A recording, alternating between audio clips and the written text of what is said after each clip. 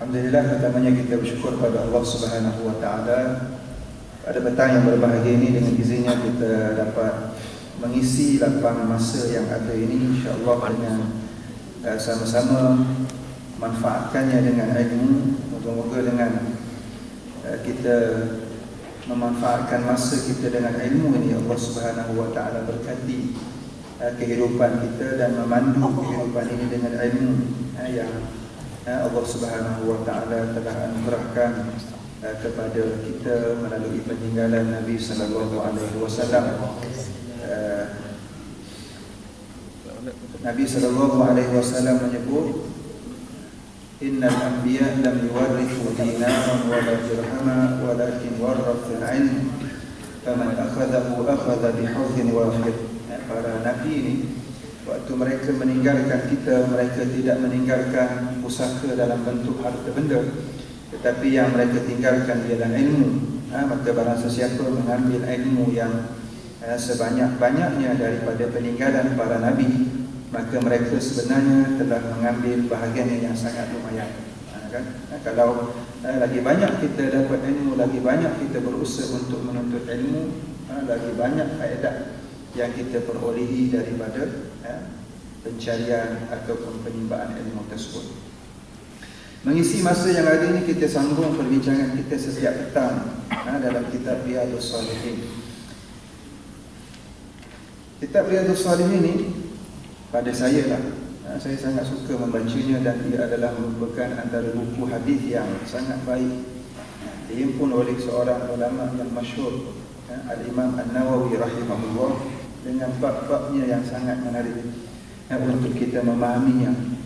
Kalau kita telah bahasa kita melepasi setiap tajuk daripada kitab Riyadhus Shalihin, ia cukup untuk jadi bekalan kita, selain daripada tambahan-tambahan melalui kitab-kitab yang lain.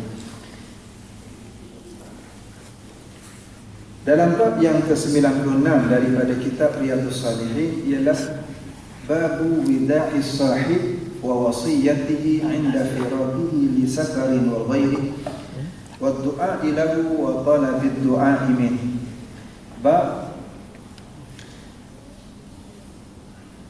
wida' ni ialah kita menghantar, mengucapkan selamat tinggal kepada orang sahabat kita ni ketika mana dia nak pergi, sama ada musafir ataupun yang lain daripada itu, dan meninggalkan wasiat, memberikan wasiat.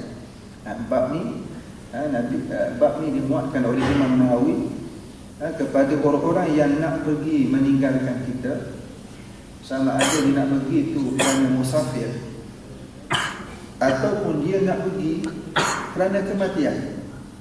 Kita tahu dia berada dalam keadaan nazak, sakit dan sebagainya, kita disunatkan untuk pergi menziarahinya, ataupun mengungkapkan kata-kata yang baik untuknya di akhir-akhir usianya ataupun di akhir-akhir sebelum dia pergi musafir, dan juga memberikan wasiat ataupun kita minta wasiat daripada dia. Termasuk dalam bab ini wa du'a ilahu, dan berdoa untuknya, wa talabid du'a minhu, dan minta juga doa daripada mereka. Kita pergi ziarah orang nak musafir bukan semata-mata kita minta doa daripada dia, kita juga berdoa untuk dia. Antara orang yang nak musafir ni, antara doa yang mustajab ialah orang yang musafir. Bukan semata-mata kita minta dengan dia saja doa, tapi kita juga disunatkan untuk berdoa untuk dia. Antara hadis yang pertama dalam bab ini, hadis Zaid bin Arqam radhiyallahu ta'ala anhu alladhi sabaqa fi bab ikram ahli baiti Rasulillah sallallahu alaihi wasallam.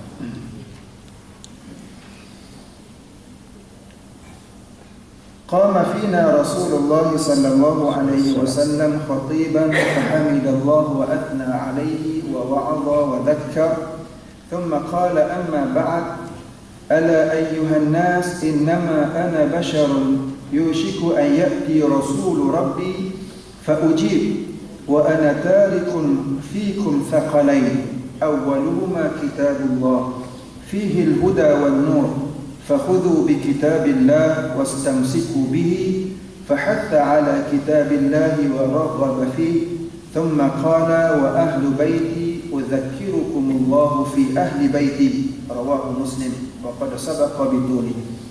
Antara hadis yang dimuatkan dalam bab ini ialah hadis Zaid bin Arqam yang telah disebut dalam bab yang lepas, iaitu bab memuliakan ahli keluarga Rasulullah sallallahu alaihi wasallam. Salah satu daripada perkara yang kita dituntut untuk melakukannya ialah memuliakan ahli bait Rasulullah. Cuma hari ini ramai orang declare dia sayang kepada ahli bait. Syiah declare dia sayang pada ahli bait. Cuma bagaimana definisi dia kepada ahli bait?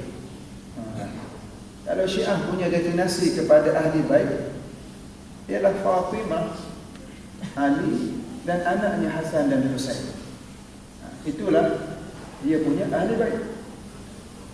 Kan? Mak kepada Fatimah tak masuk dalam ahli bait. Mereka tidak pernah sanjung Sayyidatina Khadijah yang merupakan induk kepada Fatimah itu sebagaimana mereka memuja dan memuliakan Al-Husain.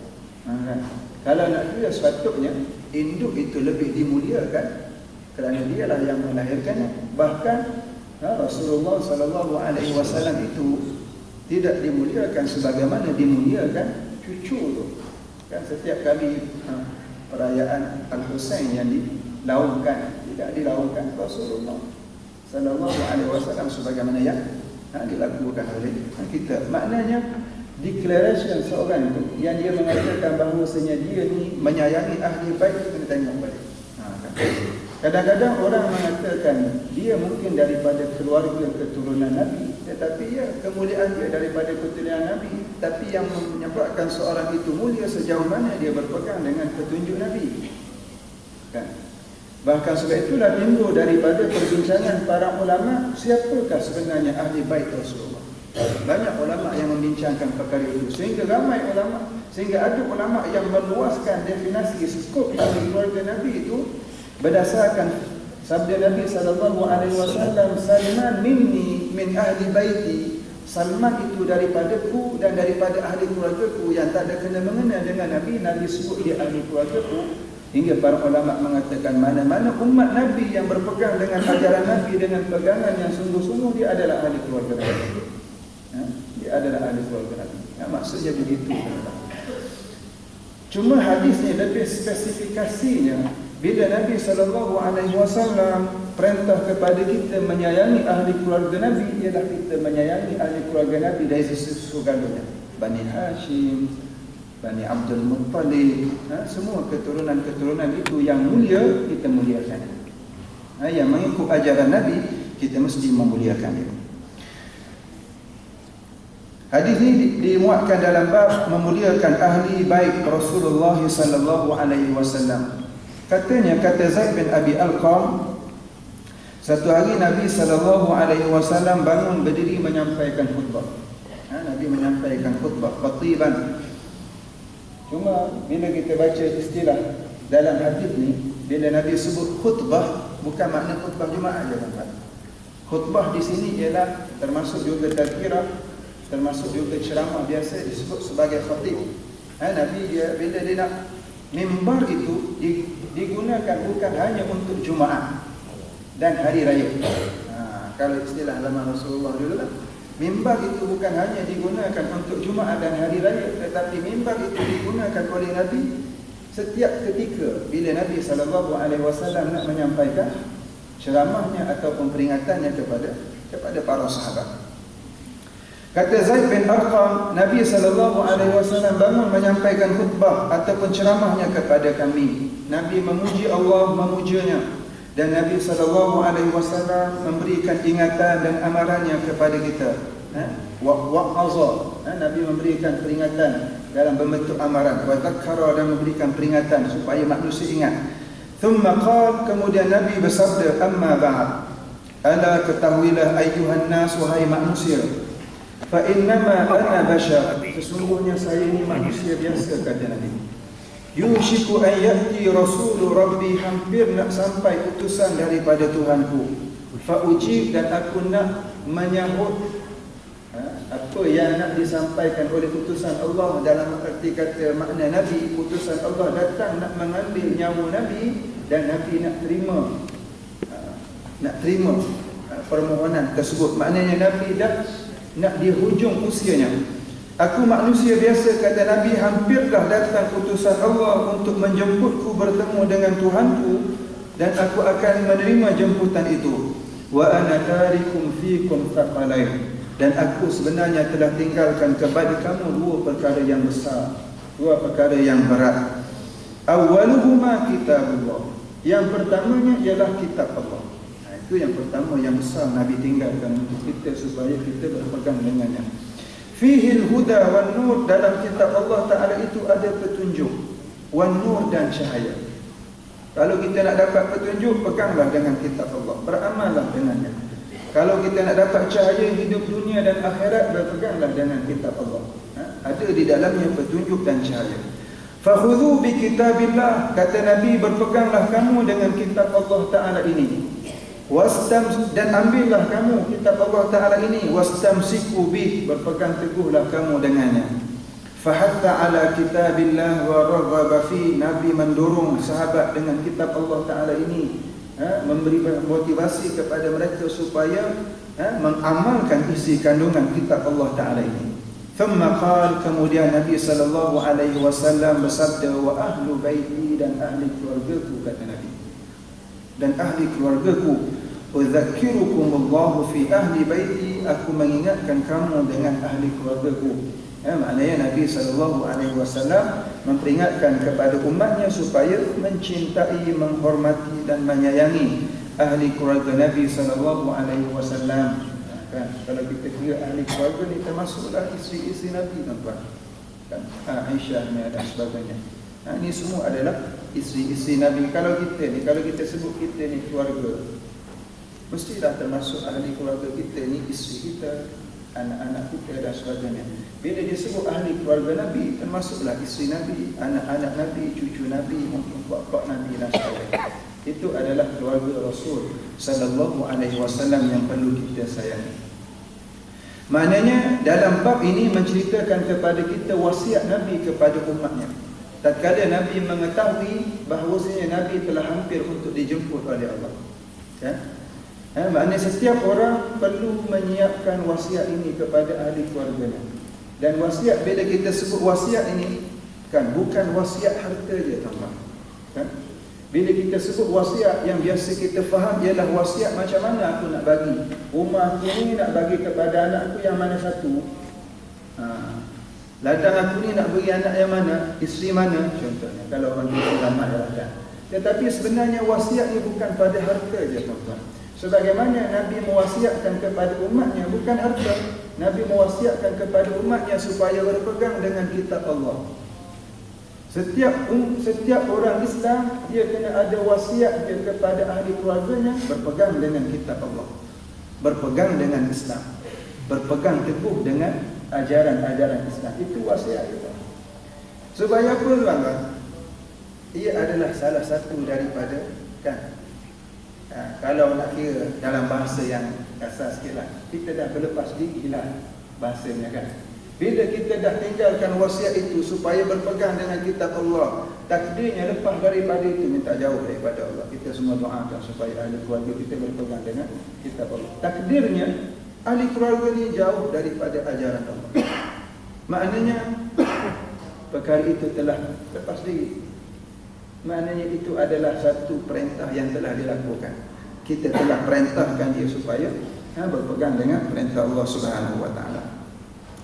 Ini adalah pesanan-pesanan Nabi sallallahu alaihi wasallam. Dalam Al-Quran, Allah Taala berfirman dalam surah Al-Baqarah ayat 132 dan 33, "Wa wassa biha Ibrahim banihi wa Yaqub, ya baniya inna Allah astafa lakumud-din fala tamutunna illa wa antum muslimun. Am kuntum syuhada'a idh hadara Yaqub al-maut إذ قال لبنيه ما تعبدون من بعدي قالوا نعبد إلهك وإله آبائك إبراهيم وإسماعيل وإسحاق إلها واحدا ونحن له مسلمون. Allah rakam kembali dalam surah Al-Baqarah. Dan ingatlah tatkala Nabi Ibrahim alaihi salam telah memberikan wasiat kepada anak-anak Nabi Ibrahim dan juga Nabi Yaqub. Nabi Ibrahim dan juga Nabi Yaqub juga memberikan wasiat kepada anak-anaknya, ya baniya, wahai anak-anakku, inna Allah astafa lakumuddin, sesungguhnya Allah Ta'ala telah memilih Islam ini sebagai agama kamu. Fala tamutunna illa wa antum muslimun, jangan kamu mati melainkan dalam keadaan kamu berpegang dengan Islam. Ini wasiat para nabi kepada anak-anak mereka. Am kuntum syuhada, Allah Ta'ala sebut, apakah waktu itu kamu menyaksikan tatkala Nabi Yaqub alaihi salam hampir didatangi dengan kematian. Ketika itu dia berkata kepada anak-anaknya, ma ta'buduna min ba'di, apa yang kamu akan sembah selepas daripada kematian. Nabi Yaqub pesan kepada anaknya waktu dia nak mati, wahai anak-anakku, lepas aku mati nanti kamu nak sembah apa? Ma ta'buduna min ba'di, kepada siapa kamu nak beribadah? Qalu na'budu ilahaka wa ilaha abaik. Semuanya menjawab, kami akan sembah Tuhanmu wahai ayahku dan Tuhan bapamu Nabi Ibrahim, Nabi Ismail, Nabi Ishaq, Tuhan yang satu, dan kami akan menyerah diri kepada Allah Subhanahu wa taala. Ini wasiat. Wasiat. Maknanya sunnah dalam bab ini kita memberikan wasiat kepada orang-orang yang kita nak tinggalkan, sama ada kita nak tinggalkan itu kerana musafir ataupun kita nak tinggalkan itu kerana apa? Kerana kita nak pergi menghadap Allah Subhanahu wa taala. Wa an Abi Sulaiman Malik ibn al-Huwairith radhiyallahu ta'ala anhu qala atayna an-nabiy sallallahu alayhi wa sallam wa nahnu shababatun mutaqaribun fa aqamna 'indahu 20 laylah. وكان رسول الله صلى الله عليه وسلم رحيما رفيقا فظن أننا قد اشتقنا أهلنا فسألنا عمن تركنا من أهلنا فأخبرناه فقال ارجعوا إلى أهليكم فأقيموا فيهم وعلموهم ومروهم وصلوا صلاة كذا في حين كذا وصلاة كذا في حين كذا فإذا حضرت الصلاة فليؤذن لكم أحدكم وليؤمكم أكبركم متفق عليه. Hadis yang kedua dalam bab ini diriwayatkan daripada Abi Sulaiman Malik bin Al-Huwairith radhiyallahu ta'ala anhu, katanya, kata Malik bin Al-Huwairith, dia kata satu hari dulu kami datang berjumpa dengan Nabi sallallahu alaihi wasallam. Nahnu syababah, kami ni golongan pemuda sebaya usianya, mutaqaribun, sebaya usia. Fa aqamna 'indahu 20 lailah, kami duduk dengan Nabi belajar 20 hari, 20 malam. Inilah sebahagian daripada para ulama yang dia create, orang panggil apa, retreat, tamrin, mukhayyam dan sebagainya. Sebagaimana para sahabat Nabi dulu daripada jauh-jauh datang berkampung dengan tok guru, belajar beberapa ketika, kemudian balik semula. Itu antara benda yang boleh dilakukan. Nabi SAW dulu, kata Malik bin Al-Huwairith, kami ni grup-grup muda ni, beberapa orang datang jumpa dengan Nabi, duduk dekat Nabi lebih kurang 20 hari kami duduk. Kata Malik, wa kana Rasulullah sallallahu alaihi wasallam rahiman rafiqa. Nabi sallallahu alaihi wasallam ni dia seorang yang sangat penyayang. Rafiqa, sangat mesra. Ini Nabi. Dia sangat penyayang kepada sahabat dia. Dia sangat mesra. Mudah mesra Nabi ni. Fa dhanna anna qad ishtaqna ahlana. Nabi boleh tahu kan, Nabi ni Allah Ta'ala beri kelebihan pada dia. Kita pun kadang-kadang kita boleh tahu manusia ni daripada riak mukanya. Nabi boleh tahu, nampak pada muka kami ni, kami dah rindu ahli keluarga kami tak datang. Bila dah sampai 20 hari, Nabi tengok muka ni lain macam kan, berkerut ni, tak berapa nak senyum. Nabi boleh tahu ini rindu kepada ahli keluarga dia. Yang si fulan ni mungkin rindu kat isteri dia. yang si fulan ni mungkin rindu kepada mak ayah dia. Bila Nabi tengok sahabat-sahabat ni dah rindu, fasa'alna amman tarakna min ahlina. Lalu Nabi tanya, wahai si fulan, siapa yang kau tinggal kat kampung? Si fulan ni kata ada isteri dan anak-anak kat kampung. Yang ni kata ada mak ayah, ni kata mungkin ada macam-macam lagi. Fa akhbarnahu, lalu kami ceritakan kepada Nabi sallallahu alaihi wasallam. Faqala, maka Nabi sallallahu alaihi wasallam mengatakan, irji'u ila ahlikum, wahai sahabat-sahabat semua, pulanglah kamu kepada ahli keluarga kamu. Pulanglah semua kepada ahli keluarga kamu. Fa aqimu fihim, duduklah bersama dengan mereka. Alimuhum, ajarkan kepada mereka apa yang kamu belajar daripadaku. Wa muruhum, perintahkan mereka. Wa sallu salata kadza hini kadza, kamu sembahyang bila waktu sekian-sekian, sembahyang sekian-sekian. Wa salata kadza hini kadza, bila masuk waktu sekian-sekian, sembahyang sekian-sekian, kata Nabi sallallahu alaihi wasallam. Mana Nabi ni bila Nabi suruh sahabat dia nak balik, Nabi dah beri pesan dan nasihat serta wasiat kepada sahabat-sahabatnya dengan wasiat yang telah kita bacakan tadi. Balik, duduk dengan mereka baik-baik, ajar mereka tentang agama ni, suruh dia berpegang dengan agama, sembahyang waktu-waktu sekian, kata Nabi. Dan antara pesan Nabi, fa idza hadaratis salah falyu'adhdhin lakum ahadukum, bila masuk je waktu salat, maka hendaklah salah seorang daripada kamu melaungkan azan. Wal ya'ummukum akbarukum, dan hendaklah menjadi imam di kalangan kamu ini yang paling tua, kata Nabi, yang paling berusia. Muttafaqun alaih, hadis ini disepakati oleh Imam Bukhari dan Imam Muslim. Balik ini antara nasihat dan wasiat Nabi kepada para sahabat yang nak balik daripada menuntut ilmu daripada sisi Nabi sallallahu alaihi wasallam. Nabi berikan pesanan yang pelbagai. Daripada hadis ini kita boleh mengambil pengajaran para ulama fiqh khususnya dari segi kriteria pemilihan imam. Pertamanya, kalau ikut kat sini, kalau ikut yang tadi itu ramai-ramai kalangan ni, kalau kita ilmu itu sama. Sepatutnya dari segi imam yang pertama kena tengok ialah dari segi ilmunya. Kalau dari segi ilmunya sama, kemudian baru ditengok dari segi usianya.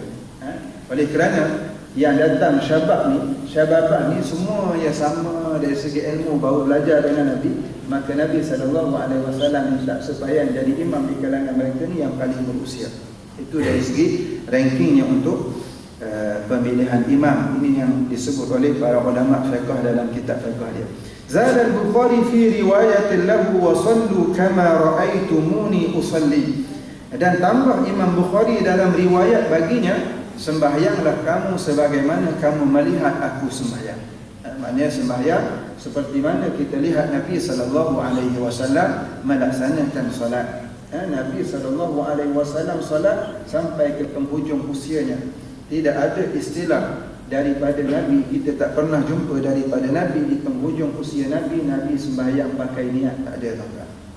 Ada orang dia faham sembahyang pakai niat bila sampai martabat tertentu. Ini adalah fahaman yang silap. Nabi SAW sampai sepenghujung usianya, dia melaksanakan ibadah salat seperti yang kita salat ini, tuan-tuan. Tidak ada orang panggil, bahkan kewajipan salat ni wajib ketika mana sekalipun dia berada, kecuali wanita itu dalam keadaan wuzuk. Itu je yang dia tak perlu salat. Tapi dalam keadaan yang lain, seorang itu wajib melaksanakan salat. Satu pesanan, nasihatlah tuan, kan?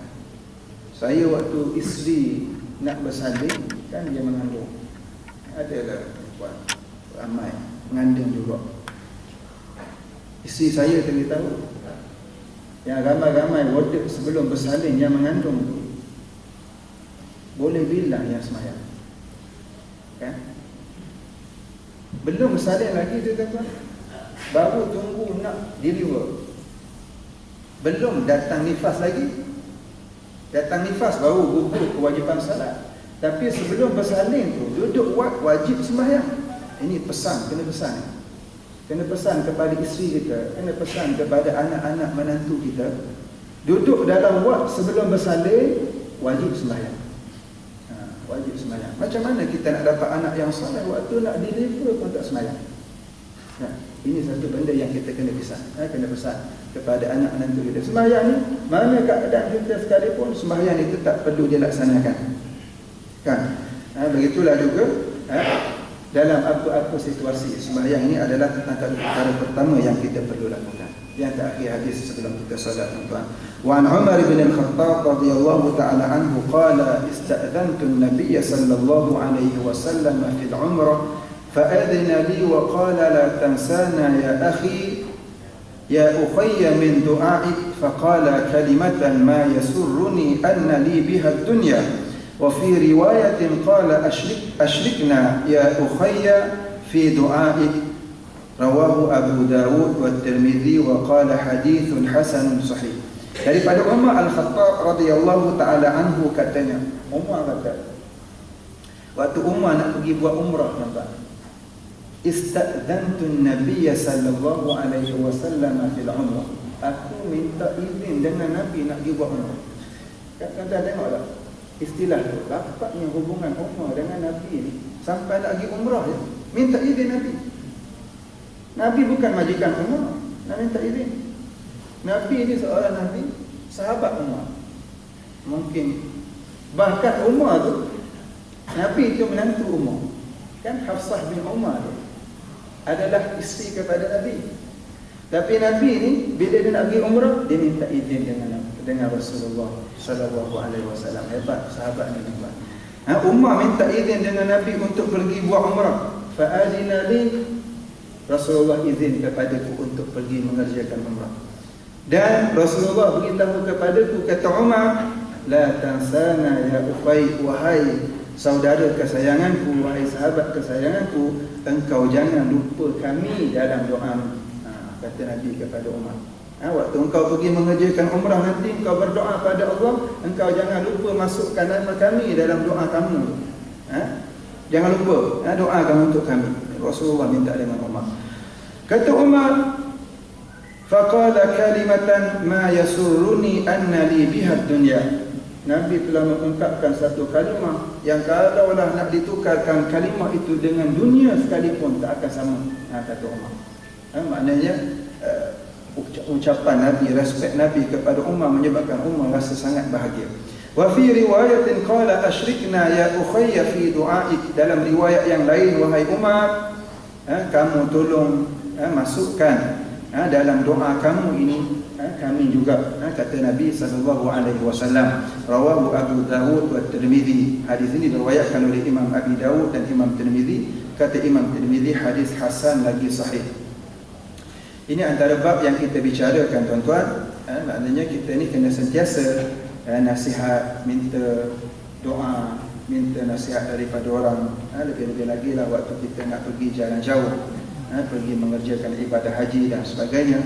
Moga-moga dengan sedikit peringatan, nasihat itu boleh menjadi pegangan kepada kita waktu kita sedang dalam perjalanan pemusafiran, insya-Allah. Sebelum kita akhiri tazkirah ini, ada dua pengumuman. Yang pertama, insya-Allah lepas daripada solat zuhur kita akan adakan solat hajat. Daripada permohonan sahabat kita ni ada dua permohonan. Yang pertama daripada Encik Ahmad Faizal Ghazali daripada Jabatan Kewangan PDB, sekarang ni berada di hospital. Moga-moga kesakitan beliau diberikan kesembuhan oleh Allah. Yang kedua, Cik Isa bin Abdullah daripada Jabatan Pemasaran Wilayah Tengah Daya Bumi, akan menjalani pembedahan jantung. Kita minta supaya operasi itu selamat dan beliau diberikan kesihatan. Yang ketiganya, kita ada buat kutipan sumbangan derma untuk kebakaran. Semalam ada satu kebakaran masuk dalam harian Metro, tak silap saya, ataupun dalam Sinar gitulah. Rumah seorang, dekat dengan rumah seorang kaki tangan kita, dekat Negeri Sembilan. Jadi rumah tu terbakar, ada seorang